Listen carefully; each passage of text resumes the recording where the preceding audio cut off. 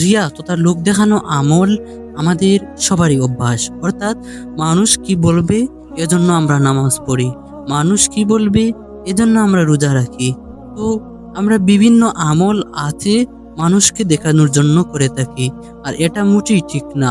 কারণ মাহমুদ ইবনে লাবিদ রাদিয়াল্লাহু তাআলা আনহু থেকে বর্ণিত, রাসূল সাল্লাল্লাহু আলাইহি সাল্লাম বলেছেন, আমি তোমাদের ওপর যা ভয় করি তার মধ্যে সবচেয়ে ভয়ঙ্কর হচ্ছে শিরকে আসগর তথা ছোট শিরক। তারা বলল, হে আল্লাহর রাসূল, শিরকে আসগর কে? তিনি বললেন, রিয়া তথা লোক দেখানো আমল। আল্লাহ তাআলা কিয়ামতের দিন তাদেরকে তথা রিয়াকারীদেরকে বলবেন, যখন মানুষকে তাদের আমলের বিনিময়ে দেয়া হবে, তোমরা তাদের কাছে যাও, তাদেরকে তোমরা দুনিয়াতে দেখাতে, দেখো তাদের কাছে কোনো প্রতিদান পাও কিনা। হাদিসে কুদসি, হাদিস নং 7। এই হাদিস থেকে আমরা স্পষ্ট ঘোষণা শুনতে পারলাম যে রিয়া তথা লোক দেখানো আমল হলো একটি ভয়ঙ্কর পাপ তথা এমনকি শিরকে আসগর বলে ব্যাখ্যা করা হয়েছে হাদিস শরীফে।